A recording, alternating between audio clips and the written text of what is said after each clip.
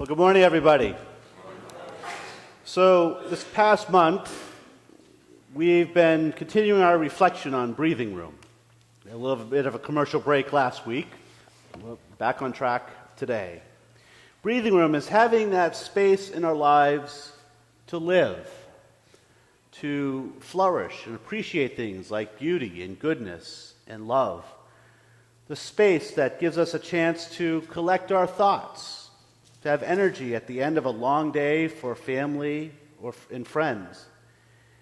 Breathing room gives us a chance to rest so that we're more productive at school or work. We've observed in our time together these last few weeks that we have limits and that we need to be aware of those limits. Because without breathing room, relationships can be hurt or broken. We could miss opportunities in life, and we can struggle with anxiety or even addiction.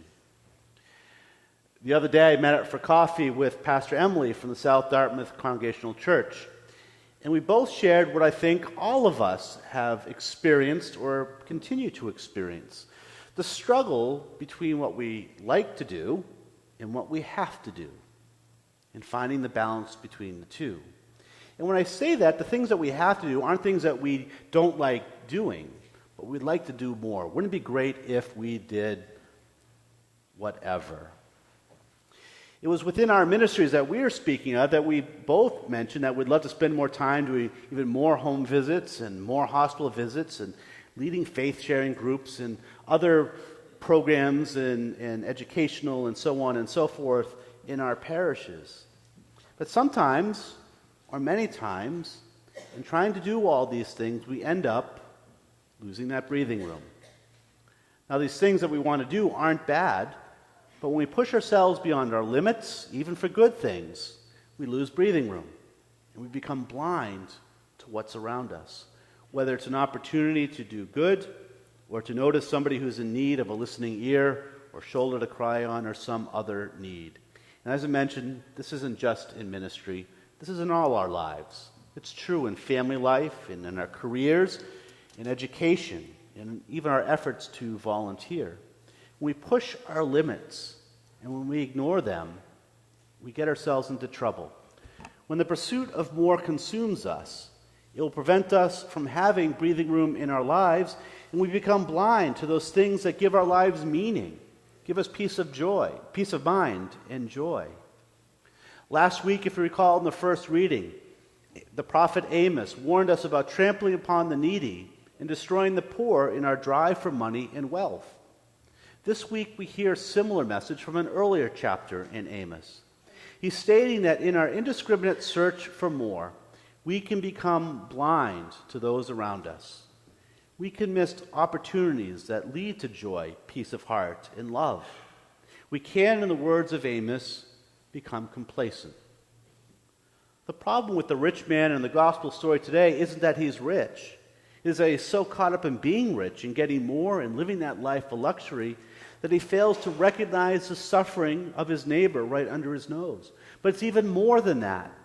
In a focus on self so strong, he isn't just ignoring Lazarus. He doesn't notice Lazarus at all. You know, parents can tell when something's wrong with a child, even when words spoken don't say it. There's something about their behavior that's different. Their reaction to things or their interactions with others. Something's just not right. And parents are largely in tune to that. Yet, if overwhelmed and filled with stress and anxiety, even a parent can miss what is being silently communicated. Other aspects of our lives. I remember once a few years ago, I was in the campus center at UMass, and one of the students who's very involved in campus ministry basically, ran into me, not recognizing me. Physically ran into me. And in all honesty, I'm the only one dressed in this weird outfit on campus. I kind of stand out amidst the crowd. So how is it possible she didn't notice? Well, she was on her way to an exam, running a few minutes late. Earphones are in her ears, and she's getting texts back and forth from a friend of hers. She was way too distracted to notice everything else around her, including me, someone she knew, right in front of her. there's only so much that we can pay attention to. We can become so scattered that we don't recognize what's right in front of us. And it's not just college students. I don't want to pick on the college students or the younger ones. Any of us. I remember once a few years ago, I am an early riser. I like to have my coffee and do the breviary in the morning. It's a nice quiet time, so on and so forth. And one morning, getting up very early and getting the coffee, at one point I had taken my glasses off. First, I have no idea why, but had the glasses off, probably had to read something. I got my coffee, I got my breviary, I couldn't find my glasses, which means I couldn't read the breviary if I wanted to. So I started looking for my glasses at 5:30 in the morning in the middle of the winter, so it's dark. I couldn't find them. And the more that I searched over that 20 minutes searching for my glasses, I'm the only one in the house, I'm getting myself very frustrated, very annoyed. I'm even becoming angry because my glasses aren't where I left them. And at this point, I start mumbling to myself that this day is going to be a complete disaster, that this meeting there is going to go wrong, and this is going to happen there, and so on and so forth. And I'm getting myself more and more revved up. I'm stomping my feet through the house, angrily looking for my glasses, when I passed by a mirror and discovered where my glasses were. Now, let me put this on so I can see you.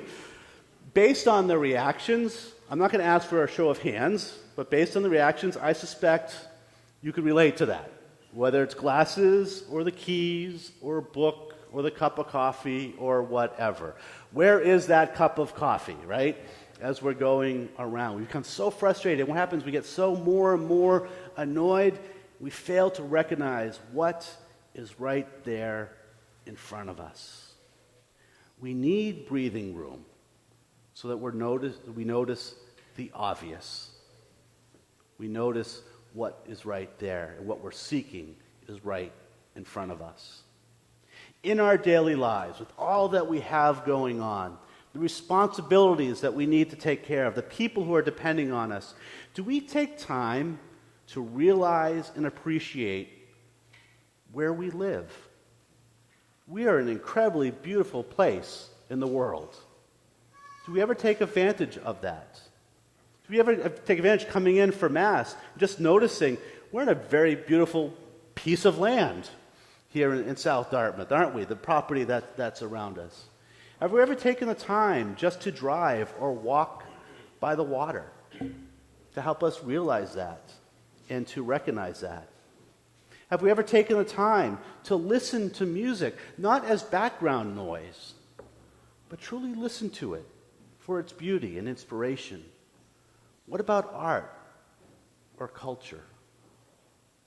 You know, family and friends are very important to us to have a meaningful, fulfilling life. These are the relationships that energize us, support us, and encourage us, and at times challenge us, but challenge us to be better people. However, those relationships require our attention. They require our time and commitment, not just fulfilling obligations, but time just to appreciate what's before us, to nurture and grow that gift. In his letter to Timothy today, St. Paul refers to him as man of God. He's speaking to Timothy's being, his identity. He's not giving him a title. It is who he is at the core of his being, a created being in relationship with God. His identity is rooted in God. Well, and so it is with us. We cannot hope to come to a full understanding of ourselves outside of God. When we're living in accordance to that identity, our lives are characterized by righteousness and devotion, faith and love, patience and gentleness. In order to live according to our true identity, well, we need breathing room. Room to connect to God. Room to reflect and come to a deeper understanding of who we are and what we're about. Room to reflect on those areas of our lives that are in line with that identity and to identify those areas that are not and that need to be adjusted. And then we need breathing room to accept God's graces and the help of others to make those adjustments. Breathing room helps us keep our ultimate destiny in mind. It reminds us that our earthly journey, even lived fully, is at best temporary. Breathing room, though, allows us to live life not in despair, but joyfully, and with great hope and love that comes from the knowledge of God's gift of eternal life. C.S. Lewis wrote in Mere Christianity that it's because Christians have lost sight of the next life that they are so ineffective in this one. My friends, living true to ourselves, living in faith and hope and love, we're able to recognize those who are around us, those who have achieved great things, those who are celebrating joyful, and those who are suffering, and those who are struggling. With breathing room, we're able to see Christ in them and recognize the opportunity to serve and love the Lord in reaching out to others.